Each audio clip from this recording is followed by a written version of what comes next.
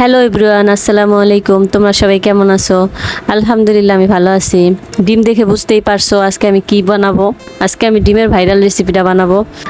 ডিমের ভাইরাল রেসিপিটা মোটামুটি অনেকেই খেয়ে ফেলছো, তাই ভাবলাম আজকে আমিও বানিয়ে ফেলি। ডিমের ভাইরাল রেসিপি, এটা কি না বানালে হয়? এটা তো বানিয়ে খেতেই হয়। দেখতে তো বেশ আকর্ষণীয় লাগে, খেতে কেমন হবে সেটাও তো দেখা দরকার।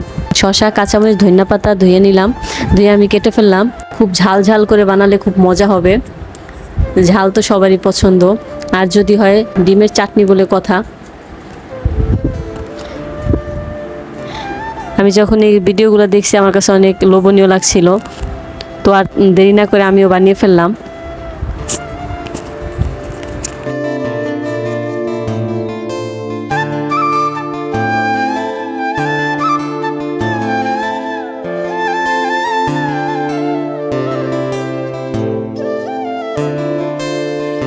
তো আমি সব কিছু কেটে নিয়েছি, কেটে নিয়ে এখন ভালোভাবে মিক্স করে নিব।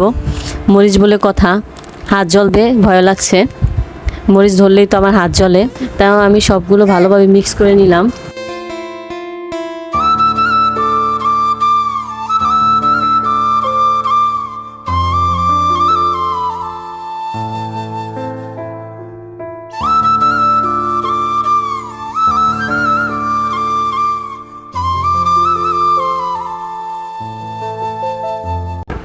এখন শসা, কাঁচামরিচ, ধনিয়াপাতা, লেবু সব মিক্স করে কাসুন্দি, তেঁতুলের চাটনি, সস অ্যান্ড বিট লবণ দিয়ে মিক্স করে নিলাম।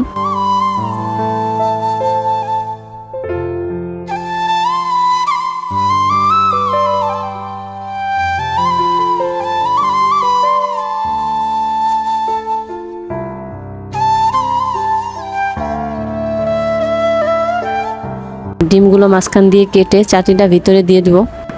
দেখেন কতটা লোভনীয় লাগতেছে। বুঝতে পারছি এখন সবারই খেতে ইচ্ছে করছে। সমস্যা নেই, বাসায় বানিয়ে খেয়ে নেবেন।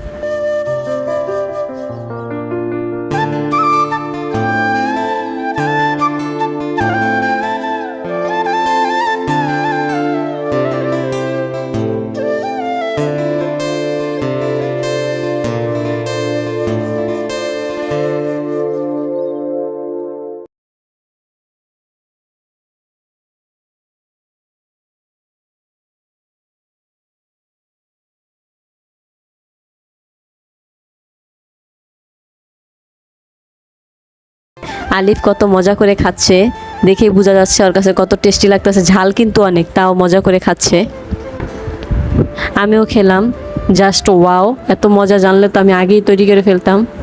এই যে দেখেন আমার বোনের মেয়ে খাচ্ছে, কতটা মজা করে খাচ্ছে। আপনারাই দেখেন ঝাল ওরা খাচ্ছে কিভাবে, আমি সেটাই তো ভাবছি, এত ঝাল কিভাবে খাচ্ছে ওরা। তো ঝাল খাওয়ার পরে আমার বোন আমার পেয়ারা মাখছে, পেয়ারা মাখাটাও খুব ঝাল ছিল।